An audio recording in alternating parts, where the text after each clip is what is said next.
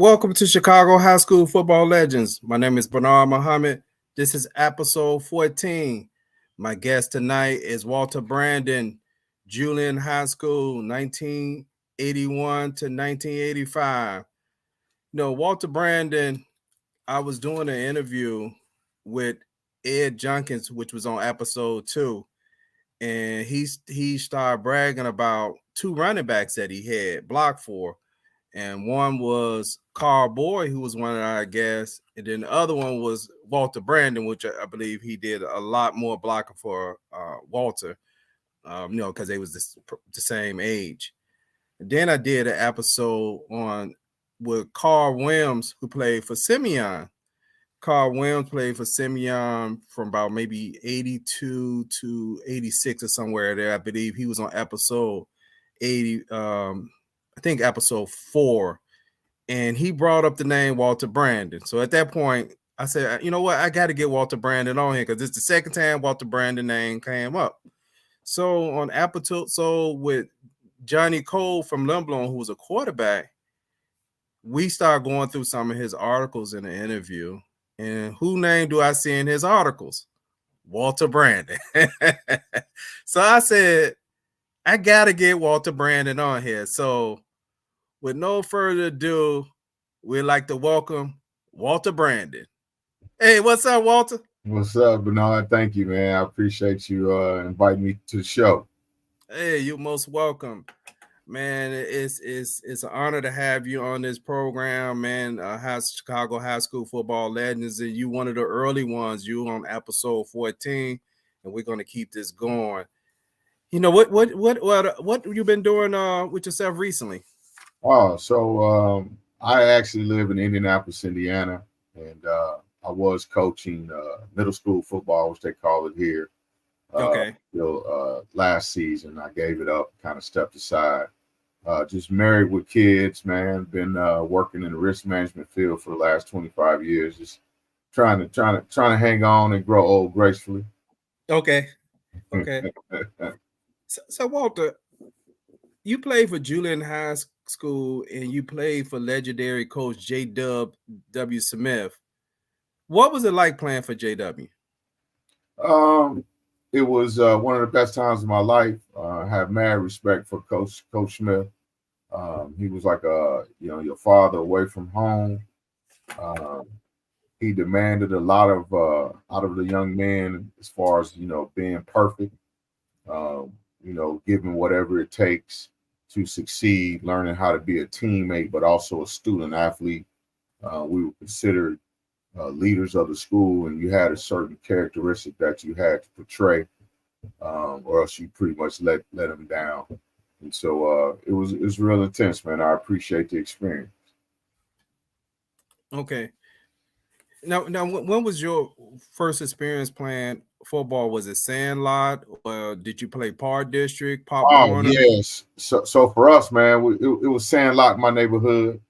Man, we would jump in front of the neighborhood school and play in the grass in the front. And wintertime when it snowed, we play in the playground, and we would tackle and all that kind of stuff. I remember one year we were young, everybody decided to ask their parents for the suicide helmets that they sold at Sears. Yeah. And that's when we first started putting on equipment, but it was definitely Sandlot. Okay. What neighborhood was that? So I grew up in 63rd in Marquette Park. So in Wood of Marquette Boulevard. 66. Okay. Yeah. You were just west of me. I played Sandlot ball over on 67 Parnell to Normal. Yeah. Yeah, right by Robeson. Yeah. We just on the other side of the street. Hey, did your team have a name? No, we just get together and choose up and figure out who's gonna be on who.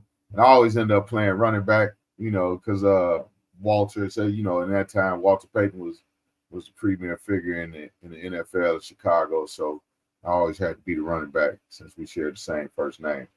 Okay. So that's how you start playing running back. Yeah. Okay. So when you get to Julian your freshman year, Julian that was 81, right? Yeah. Okay, so Julian had already established they was going to run this thing. It already started becoming, like Mike would say, Julian Invitationals. Yeah. Because Yeah. I So remember they were. watching. I'm sorry. Go No, I ahead. was saying because it was open in '75, and so like I said, they had quickly jumped out and went downstate and stuff like that. So I kind of knew that was the school I wanted to go to play football. Okay. Yeah, because I remember one of those teams, even though I lived in the Inglewood area, it was, I believe, it might have been the 1978 team Yeah. that ended up playing Joliet Catholic. And I just remember that because they went on Ray Rayner's show, which was I don't know if you remember, but it was a TV show on Channel 9. Yeah, and I just remember us and some of the guys in the neighborhood, we was proud. We was like, man, some black guys on TV playing football. And I just remember some of the names, man, Physique, Crazy Horse, Super Toe. I was like, man, who are these guys? Yeah. Yeah. And so the quarterback and safety, Larry Mosley, Larry Mosley. he lived in my neighborhood. So, we kind of had that desire that, we're going to go follow in Larry's footsteps. Okay. Yeah, because I remember Matt McGill was on that team, WVON. Yeah. Hey, so when you got to Julian, your freshman year, did you play Fossall? Yeah, so I played freshman year, that 1 year of freshman football, and started running back, and was pretty much the workhorse then. And freshman, you pretty much learning what you're gonna do on varsity. So we ran wishbone also, and then later on that year, when we started playing in the playoffs and stuff, get to dress for varsity. Okay. So how was that year for you? Because I'm assuming this is the first year you playing in full equipment. Did you feel slower that year, or it felt normal? I think at first I did feel a little slow, first time really playing with pants on, with pads and all that kind of stuff. Usually we just playing in helmets and shoulder pads.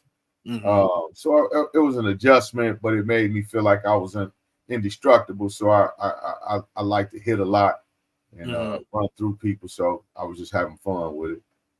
Okay. What kind of back were you? Were you a power back, a scat back? I'm a coin the phrase that Coach Smith said. He said I was an inside runner with outside moves. I like to run on the inside. I like to contact playing running back, but I also had enough speed where I could be shifty and make moves and get to the outside, take it to the house. Okay. So y'all had a pretty successful year on the Fossall.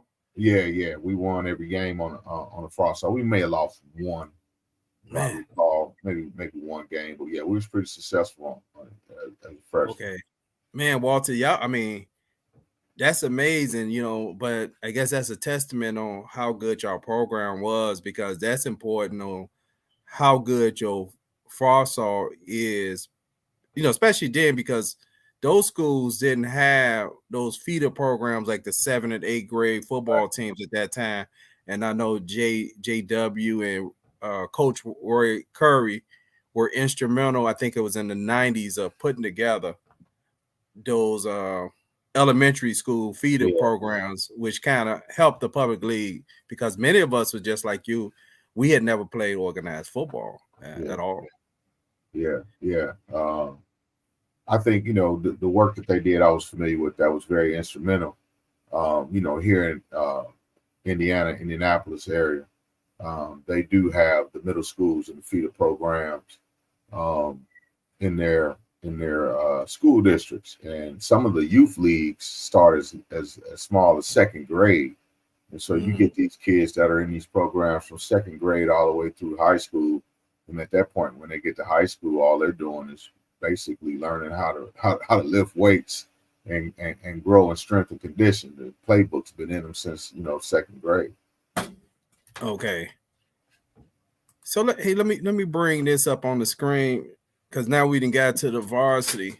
Oh man, I'm just gonna do a quick overview summary. Walter Brandon.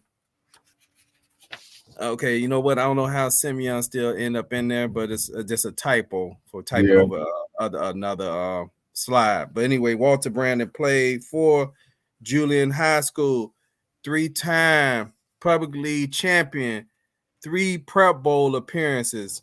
He was all city, all state, all section running back, averaging 22 yards a carry. And matter of fact, Walter had one game where he scored 5 touchdowns in the game. We're going to get to that and talk about that game. You know what? I got some stats here. Mm-hmm. And let me see if I could blow it up on my screen so I could read it, because I know I had some technical difficulties early, so I'm sorry for everybody who was looking for it at 8. Kind of delayed our start. Can you see those, Walter, some of those stats? I don't know if you can see it. I know it's kind of small. Yeah, it's kind of small for me. Okay. So what we have is there's a breakdown of 5 games. The schedule to the on my looking at it is to the left. It showed when y'all was at game 5 this particular season, you had 73 attempts for 485 yards, an average of 6.6 yards per carry. You know, like I said, these are mid-season stats with 7 TDs. Then the one to the right is when y'all was at 6 games. You had 89 attempts, 620 yards rushing, 12 TDs, an average of 103 yards a game. Man, you was killing it, brother. You know, I never really looked at it that way. My mentality was, you know, I'm in a lineage of running backs coming through Julian High School, and that's my job to carry that ball like that. Our mentality was, when I talked to Junkins and them in the huddle, I'd be like, hey man, every time I touch it, I'm trying to take it to the house. So just beat me in the end zone. And I just ran the ball with passion and tried to take it to the house every time I touched it. Okay. Hey, there's a comment. I don't know if you can see it on the screen. He's my co-host of my other podcast, Bears Banner Talk Show. And matter of fact, I'm trying to get him on this show as well, because he's a high school legend within himself. Jay Beasley.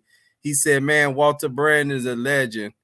We did 7-on-7 with Julian at Washington Park. Let me put that on there. He's probably saying invited the rest of the South Side. Hey, JP's, I remember that, man. You remember Jay? Okay. That was awesome. You know, you looking back now on the things that we were trying to accomplish in the city at that time. I think that's the first time it had ever been done, where, you know, in the summertime we brought a multiple of high schools together and just practiced 7-on-7, really trying to make all the programs better. Man, that's good information, because I know there was not really 7-on-7 when I finished. I graduated in 83, but so my last football season was 82. So, man, that's great that y'all had that. But what are some of the things you remember on the 7-on-7? Because you really getting a chance to meet other players at other schools. And you know what? The thing that I remember most was everybody was really working hard. You know, that's the first time, you know, you like 7-on-7, especially, you know, you talking about the 80s, man. It was mostly running the ball, but 7-on-7, it got everybody involved and opened up the passing game. You know, you talking about, you know, pre-Michael Vick days. So you got black quarterbacks all over the city of Chicago coming, learning how to throw that rock and read defenses. Like I say, you look at it now, it's just legendary that, you know, we was before our time. Mm-hmm. Okay. So as you know, one of the things that was known that everybody always say this, Walter Brandon averaged 22 yards a carry. That's amazing. I mean, at what point? Now, was this your sophomore year or your junior year when you started? That was my junior year in 1984. Okay. That was the only year we didn't win the city championship. Like I said, I wasn't a stat guy. I didn't know that kind of stuff, man. I just get the ball and run. You know, I knew the workload was on me. We kind of go as I go, so I had to go. You know, no excuses, man. You just got to strap up and tote that rock and let's get to the end zone and win the game. There are days that I think back sometimes. It's like, I didn't really play a full game very often because sometimes we were fortunate enough to really have to score up on the fourth some people. So I'll probably play 1 or 2 series in the third quarter, and then I'll be standing on the sideline watching. Okay. Yeah, that's why I was thinking in that game where you got the 5 touchdowns. When we get to it, it looked like y'all beat Carver in that game. Yeah. And I was looking at the stats on there. JB said that 7-on-7 was Julian, King, Kennedy. That's who Jay played for. Jay played for Kennedy. Kennedy, yeah. I forgot King was there, but yeah, that's yeah, man. I mean, man, them schools, you going back, those were the schools to go to in those days, man. We were all trying to build programs, and man, it was good stuff. Okay, so your sophomore year is 1982. Yeah, the 82. Okay, so that particular year, you was playing behind Carl Boyd then. Correct? Yeah, I was in the backfield with Carl Boyd by the time we made it to the playoffs. Okay, so y'all was splitting the backfield, and that year y'all went to the state. Yeah, if I remember correct. We went downstate first, and then if you lose that first game, then you come back to the city. Okay. Yeah. Do you remember who y'all played in the state that year? I don't remember it. It was either Homewood, Flossmoor, or somebody like that, man. You'd always be out there in the south suburbs playing one of the Catholic schools, but I don't remember exactly who it might have been. Okay. But yeah, so that year, I just watched Carl Boyd run. To me, that dude was amazing, man. I used to see him just dance through the holes and get through there, running, and him being, a little short guy, probably about 5'8". I was just sitting in awe of him, man. Be like, man, how that dude hit that hole like that?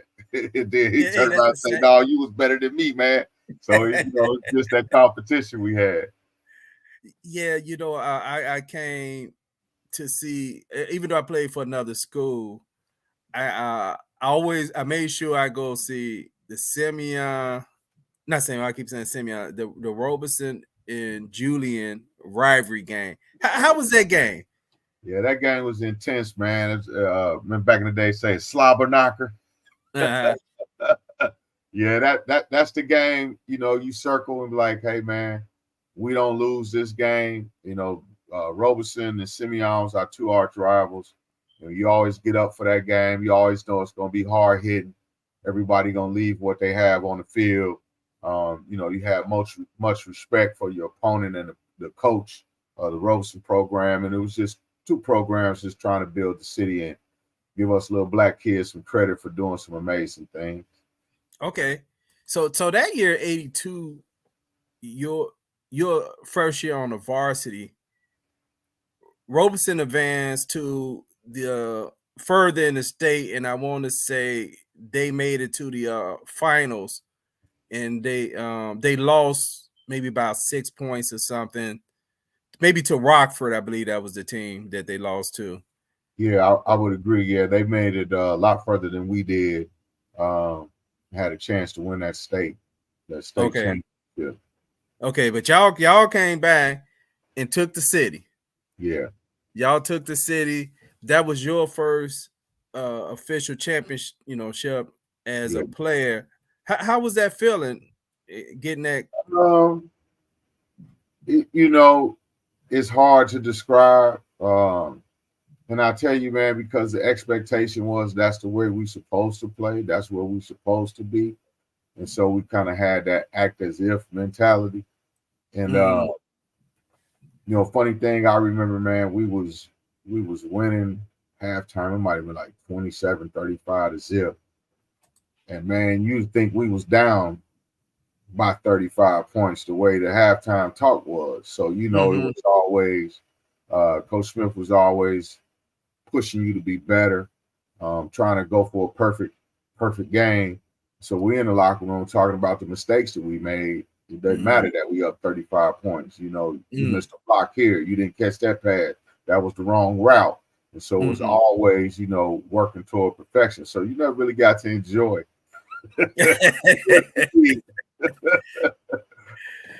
Okay. You know what? If I remember this right, and I may not remember right. Okay, so your next season, if I remember this right, and I may have a year off, man, y'all lost a game. Yeah. To who was it, like Corliss or somebody? Yeah, we lost to Corliss. Okay. And then we lost, I want to say Bogan maybe or something. Okay. And to go to City. And so that was the year, like I said, we didn't make the City championship. And that was an up and down year for us, man. It probably helped fuel that 1985, the 84-85 season, that next season, when we put 8 D1 players, you know, on scholarship. Most of us was, a matter of fact, all of us was on the 84 team.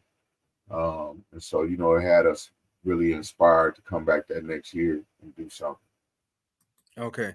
Yeah, man. What I understand, Walter, when y'all lost that game, man, the alumni came. Oh, It's yeah. like lynch mob looking for y'all. First thing you heard was, "We'll never lose to Corliss, man." You know, but it was like, you know, what could you say, man? We let them down, man. And that, you know, that's how it was in Julian, man. It was good to see the alumni come back. You know, hey, man, you got on my number. You better be starting. I'm watching you. You know what I'm saying?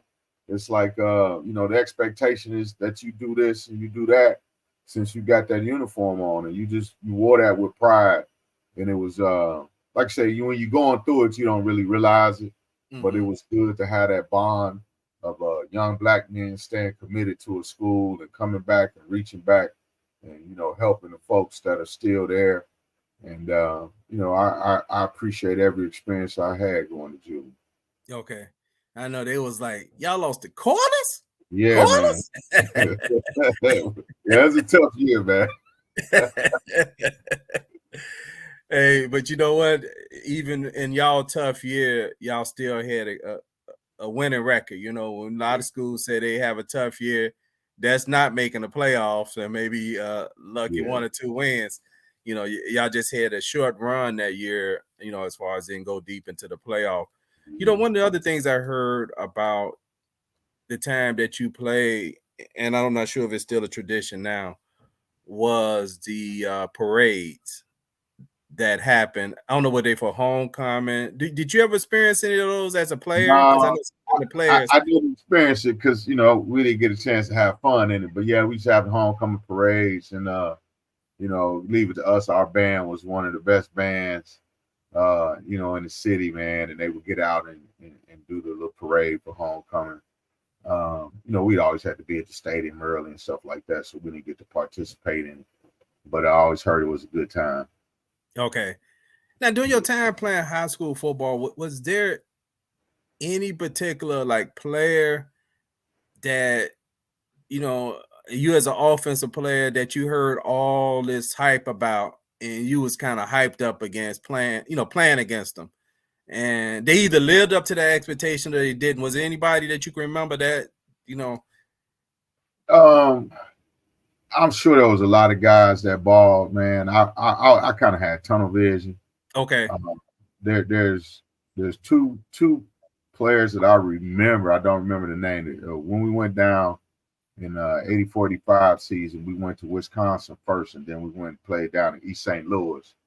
And that's the first time I had been down to East St. Louis, and I felt like they had 44 people on the field at one time. It's like, man, these boys down here balling. And then, man, because they didn't check their birth certificates. Y'all said it. I know the bros. Dave Lee gonna kill me if he hear me joking. He from the East St. Louis. Yeah, they was playing 22 and 23-year-olds against 15 and 6-year-olds in high school. that was the first time where, you know, you're like, man, it don't seem like anything we doing is working, man. What's up with this, man? But yeah, those guys were pretty good. But I tell you who I was always amazed was, because I had never seen a kid that big. I told you earlier, Earl Peoples. Earl Peoples. Played for Simeon. He had to be like 6 foot, 235 pounds in high school. You know, here I am, 5'10", 170, man. I'm like, how that kid get to be that big?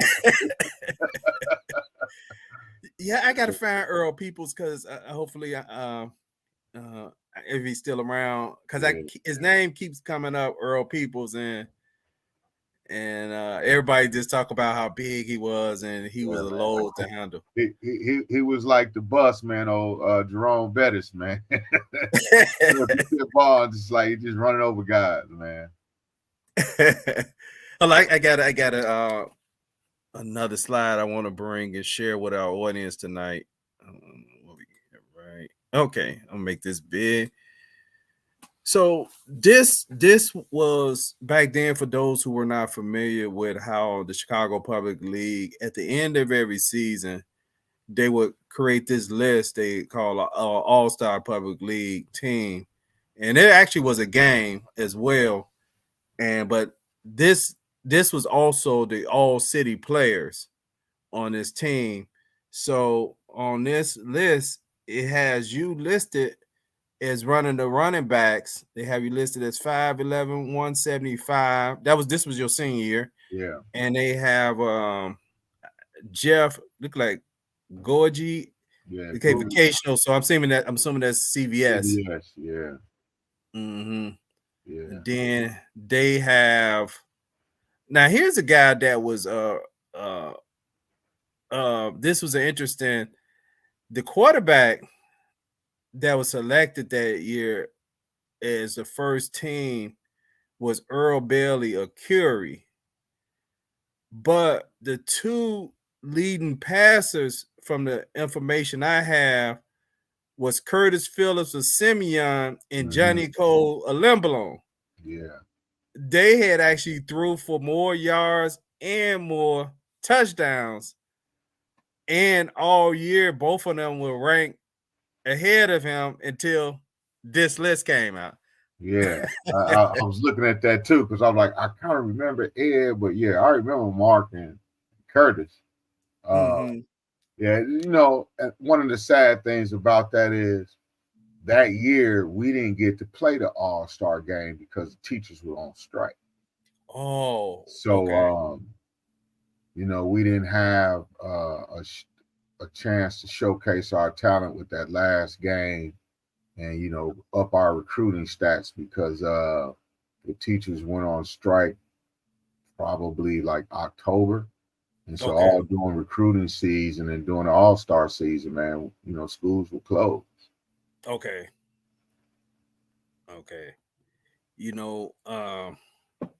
I'm trying to think, did he play any time that you was there? The person I remember my year that I kind of like heard his name all the time was Vince Tauber. Vince Tauber played for Robeson because back then it was Vince Tauber, Jimmy Sprague, as we call him, Touche. The year before, Pat Wilburn. Then on that list with you, I think he was on that Robeson team when I played. Mark Smith. I believe Mark Smith was a linebacker for Robeson. But anyway, as you said you was kind of an inside runner that ran like an outside guy. But when you ran the ball, was the holes wide open, or was it a combination of you running guys over, or kind of doing a little mix of? I was fortunate enough to have a good line. My favorite running back in those days was Mike Rozier, played for Nebraska. So I kind of thought I was a big dude, but I really wasn't. And so I went, even though we was in a wishbone, most of my plays was inside trap. I like being inside, take a hit, spin, go, because I had the quickness to, once I'm through the line, I can hit a linebacker, spin off. A couple times I like to run people over, and coach get mad at me like, "Why you didn't make a move?" It's like, man, I just had to run that dude over. I need some contact, coach. Because in my dreams, I would have been a linebacker. If I had my little brother's body, I'd have played linebacker. He's much bigger than me. But I just like to be in the inside. Where the thick of it is. Okay. Now when you broke long runs, this is a question I like asking running backs. Did it seem like everything was in slow motion, or did it go fast for you? Absolutely. A lot of Mm-hmm. times I can't remember what was going on because it felt like it was in slow motion. Mm-hmm. You remember seeing the ball hike, you get the ball, and it's just like you running in slow motion. I hear myself breathing, and you know, you make a move here, there, and you're just running. Next thing you know, you're in the end zone and the crowd's cheering, and you're like, Mm-hmm. wow, okay, what just happened there? It's like, man, it's a good move. It's like, bro, I didn't see it. I was just, running. Felt like it was in slow motion. Everything slows down. And I think that just comes from having foresight and understanding. I think what made me successful is I knew the playbook and everybody's assignment against every defense. So I knew where the cutback lane was supposed to be. I know if they lined up in a 43 and we was running outside, my man to beat is the outside linebacker. Um, I was kind of a math nerd, so I Mm-hmm. understood angles. A lot of times, my old man, taught me how to set up angles when you're running, so you can kind of cut back inside, get this guy a bump, and you can get 5, 6 more yards. So a lot of it was just practicing, man. Okay. That's my experience too. That is so weird, like what you just described on how when you're running, it's in slow motion. Yeah, But when you get to the end of the run, you hear the crowd roar, but you never hear the crowd doing the play. But when you no, look at film, pictures, you can see everybody screaming and reacting, but you don't hear none of that stuff. you hear none of that. Don't hear none of that. It's like you got tunnel vision. Mm-hmm. Yeah. That's amazing. So let's go back to one of your experiences in the prep bowl. Did y'all win any of those 3 prep bowls that No, y'all man, appeared we 0-3 in prep bros, and my last one, I just forgave myself probably 6 years ago, man. in? Mm-hmm. We had a chance to win against De La Salle. We was in a punting situation. I was the punter, and muffed the snap, and Mm. I think they ended up with the ball like the 30, 35, with maybe a minute to go, and they scored and beat us 25-20. And so I always said, man, if I'd have just kicked that ball 10, 15 more yards, we might have been able to put that ring on. But it Okay. just didn't happen that way. But yeah, Okay. we 0-3 in the Prep Bowls. Okay. Yeah. Hey, this is what I want to say, Walter, is remember this. During your time at Julian, you won more championships at Soldier Field than the Chicago Bears won championships there. That is a good point. Yeah, Chicago Bears have won 1 championship in Soldier Field because all the other stuff was in Yeah, Wrigley Field before Super Bowls, right? that's right. That's right. And you've won 3 Yeah. championships there. So y'all team have won more championships at Soldier Field than We might have to use that. that's one of them little known facts. Right. I mean, Julian High School has won more championships than the Bears at Soldier Field. So that's a testament of how great of a coach and legendary coach of J.W. Smith was, and how you guys bought into his philosophy and his coaching. And one of the stories I heard, if you don't mind sharing, was the Conrad ship that the players had in the school. I mean, did y'all sit together Oh, yeah. in the cafeteria? I mean, tell me that experience So, of the I mean, brotherhood of a football team. when you on the football team, I mean, sometimes we had as many as 53 members on the team. And if you was fortunate enough to be on that football team, man, it was a brotherhood. And you was expected to look after your brother. We had classes together. We was always gonna be together. It was my job to help you with your homework. Um, we were considered the leaders of the school. you know, and we protect the school. This is our school. Ain't gonna be no shenanigans up in here. Man, we went everywhere together, and I think, you know, we still have friendships that we still hang on today just from playing football together. Okay. You know what? One of your teammates, I just thought about it. One of your teammates actually grew up in my neighborhood, George Streeter. When he was on your teammates, right? Yeah, George, that's one of my teammates. Yeah. Okay. Yeah, because George ended up playing college football at Notre Dame, and he was in the league for a few years. But I remember watching George on TV, and I was like, hold on, that's George Streeter from Inglewood? I talked to him a few months back. He's out of California area, man. Is he? Okay. Yeah. Hold on. His junkyard dog right here. What up, junkyard? Julian for life. Jaguars for life. Yeah. You know, hey, I want to bring this up. We mentioned it earlier. Let me see if I can get this on the screen. There we go. Man, okay, let's get to this game. This game was against Carver. Looked like y'all won 48-9. You scored 5 touchdowns and 135 yards. So definitely this is one of those games where, you know, like you probably only played up to halftime. Do you remember how long you played in this game? Yeah, I didn't play. I think I played one series coming in out of halftime, and I remember I rolled my ankle a little bit, and the coach was like, "That's it, come on out," because I was trying to break the record. Danny Walters scored 6 in one game, and so I was trying to break the record, and I rolled my ankle a little bit, and coach pulled me out, and I didn't play the rest of the game. If I had, I'd have got it. Okay. Yeah, I guess he was like, this not worth it in a blowout game. Let's let the young guys get a little time in that game. Now, you know what? Did you have any kind of touchdown celebration? I don't know if J Dub played that or not. Man. So me and buddy of mine, we used to call him Squeaky, Robert McMillan, God rest his soul. Man, we came up with this stupid end zone celebration called Shake Me Down. And I would tell the guys, you know, meet me in the right end zone, you know, right corner of the end zone, stuff like that. We all celebrate, go do the Shake Me Down. And I was surprised Coach Smith let us do it, but, you know, we was winning, so I guess he Okay, yeah, I was wondering that.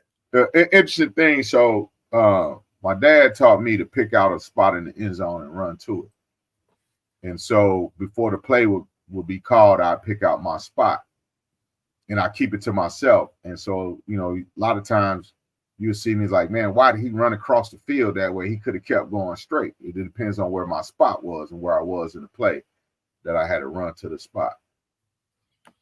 Oh, that's an interesting perception. You know, every great running back that I've talked to, they have something that they use when they run, and you was determined to get to that spot. Yeah. So that was my target. It's like, okay, I'm going to that back left pylon. That's where I got to get to. No matter where I was on the field, I'm gonna make an adjustment to get to that back pylon. Okay. Okay. And y'all, how many ran did y'all run like a wishbone formation back then? Yeah, we ran a wishbone formation back then. I'm trying to think who's in the backfield with me. Robert McMillan. Man, I see his face. Henry Wingfield was the fullback. And we ran a wishbone, man. Okay. Who was your quarterback? So my sophomore year was Norris Perkins, and then junior year was Bernard. I can't remember Bernard's name, and then Pancho Martin. Pancho was my senior year. Okay. Hold on, we got some comments here. He said, what did he say? Squeaky Streeter played fullback too. Yeah. Okay. Yeah. Then he said Thompson too. Bernard Thompson. Yeah. Bernard Thompson. Okay. Thompson.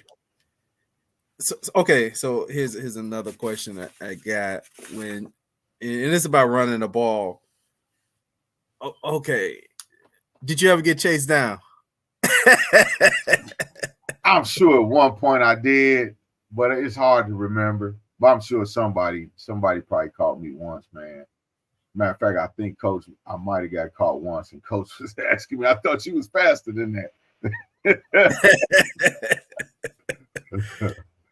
Yeah, but I ain't gonna let it happen too many times, man. But I think I got chased down one time. Okay, hey, man, Walter, you did an amazing job filling in the because Carboy was a legend. Oh yeah. And it's hard coming to play behind a legend. Did you feel any pressure, coming behind him? Or you just like, hey, I'm my own guy. I'm not worried about what he did before me. I'm humble. I just felt it was my responsibility because those before me did it, so now they left it to me.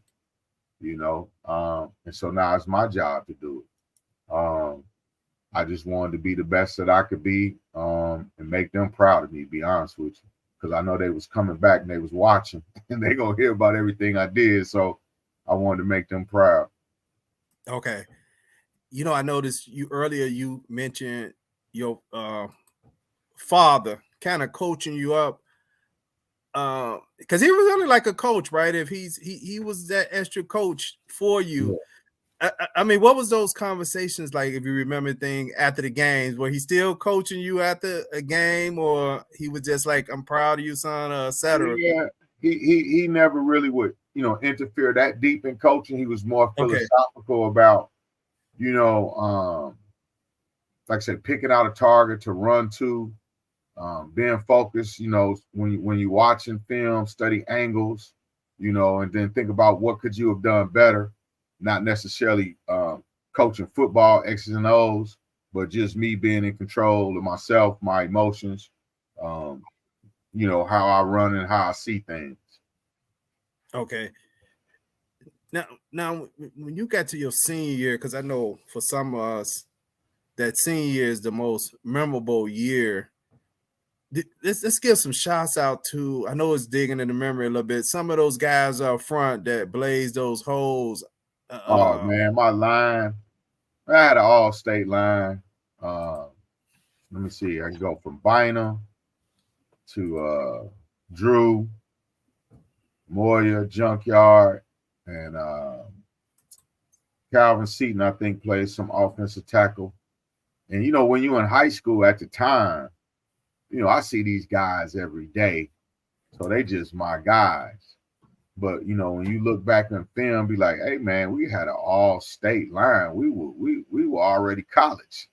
College guys, you know what I'm saying? Like these guys was big.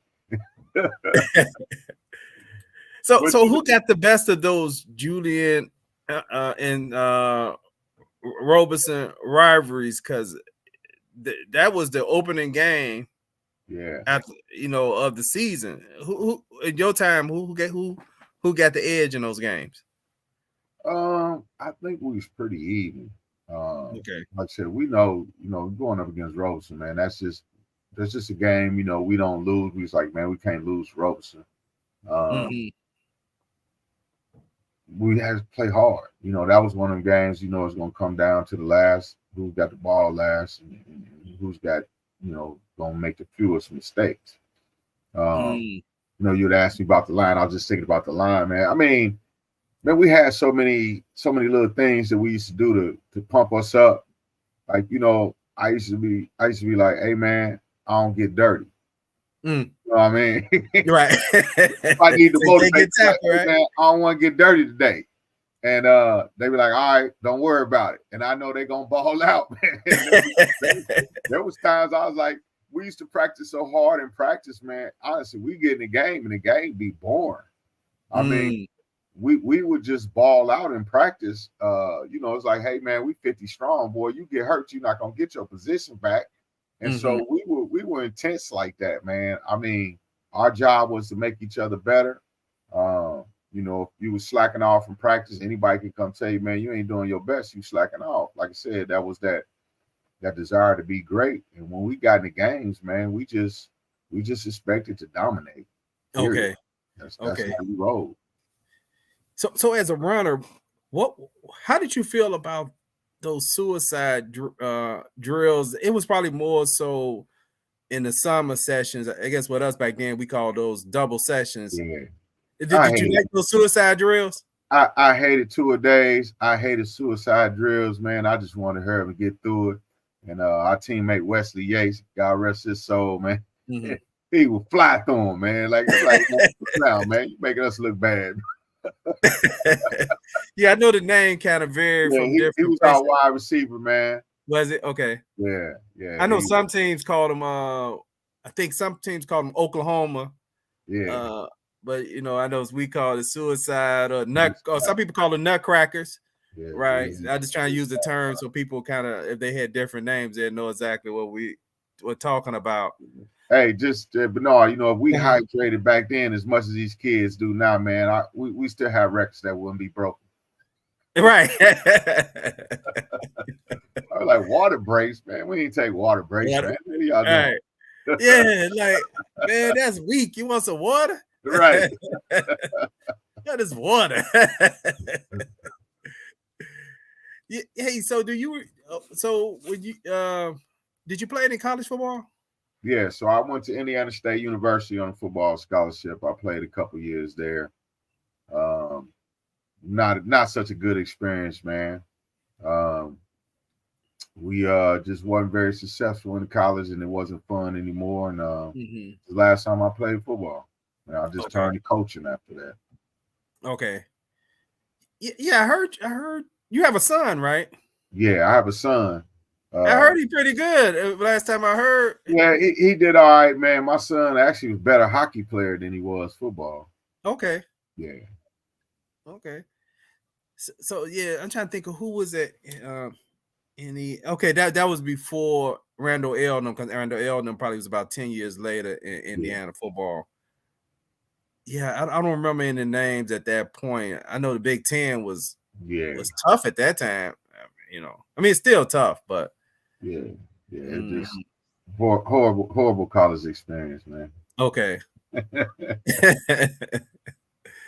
So when you look back at all those games, and I know the one you said you forgave yourself for because of the mishap on the one play. Mm-hmm. And Julian did so much winning, it's almost like you almost probably had to find a play like that, unlike some of us who got this close and we lost, right? We get that close. So is there any other than that, maybe is with the Pro Bowls that you might have had like nightmares of, like, man, I wish I could have changed the outcome of this particular game? It was just that one game, our last game, in high school. It was a tough game. We were playing De La Salle, and actually, I think we started down like 13-0, and it was just one of those shockers. Like, man, how are we losing? And claw all the way back and have opportunity to win, and just didn't feel the snap on the punt good enough, man. And that's one of those what if I'd have just held on to it? What if I'd have just ran it? Type things, change the outcome. We might have won that Prep Bowl. Okay. Hey, Junk said the East St. Louis game. Yeah, I told you, man. It felt like they had 42 people on the field at that game, man. They were everywhere. That was a tough game. Like I said, don't worry about that game, brother. Y'all was playing against grown men. Yeah. They was on the 6th year in high school. Yeah, East St. Louis Lincoln, man. They balled out. Yeah, they had some good teams. I'm joking about them, but they had some real good teams. I want to say at one point they might have had the winningest record in Illinois for a while, but I'm assuming J-Dub probably broke that record, Yeah, East St. Louis team is pretty good. So, hell, is there anything else, Walter, that you want to share tonight? Like any words for young football players on how to take care of themselves? Yeah, I would share with the young football players, become a master of your craft. And what I mean by that is eat, sleep, drink football. not only from a physical standpoint, but from a mental standpoint. Understand the game. Like I said, what helped me was really knowing the playbook. I could tell you where everybody was supposed to be on this particular play, from the backside guy pulling to who had to pick up the backside safety. Just be a student of the game, and it'll help you in your position. And one thing I teach my kids, when I was coaching, was be a football player and not just a running back or a quarterback or a linebacker. Just be a football player. And if you're a football player, the coach can use you on anywhere in the field, and you'll always stay on the field. Man, that's great advice, Walter. That's advice that you could take with you even once a person go in their career. Mm-hmm. If you're an accountant, be an accountant. If you're an engineer, being an engineer. Learn your craft. Right. Dedicate yourself to it. Know the history of it. So those things we could take and apply. And a lot of times it's us as former football players. I would say personally, and I'm sure you do too, that it's stuff that happened that we were able to take later on in life. And I'm sure it's a lot of things from JW that I didn't play for him, but I admired him. Like, I just like, man, love hearing people talk about him. Yeah.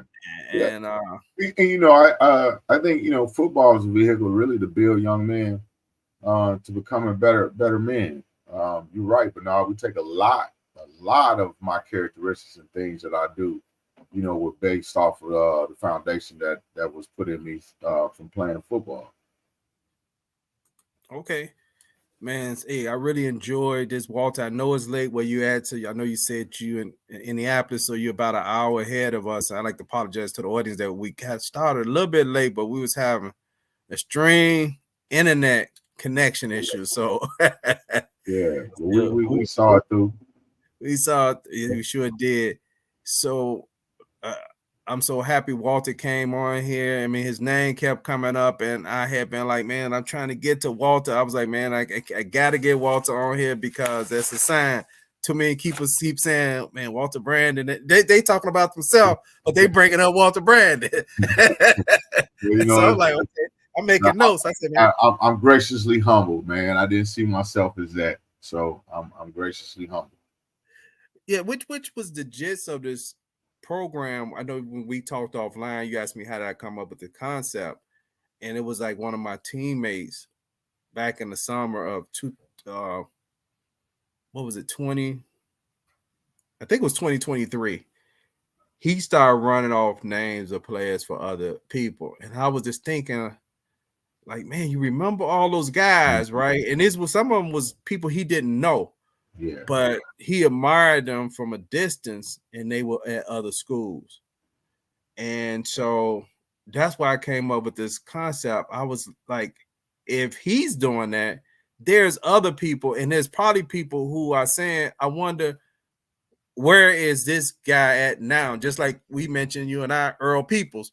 Where's Earl Peoples at now, right? So other people are right now having a conversation about Walter Brandon. Yeah. It's good stuff, man. I'm glad you're doing this, and congrats to you for staying diligent and pulling it off. And man, let's just keep it going, man. And as I think of people now, because you got me stimulated, I'll shoot you a text. Okay. And we'll try to build that list, man. Okay, sounds good. And Junk said, root to the good bros and my teammates. Proud to have played with one of the greatest running backs to come out of the public league. Root to you too, dog. I appreciate Junk just being nice, bro. Yeah, no, man. Ed, proud of you, man. He talk about he at the cup time, he was like, here's Walter Brandon number. I said, okay, I'm gonna get to him. He's like, man, here's Walter Brandon number. That's my dog, man. He Ed was my dog, man. He opened up a lot of holes for me. So, hey, thank everybody for tuning in to Chicago High School Football Legends with Walter Brandon of Julian High School. And till next time, peace.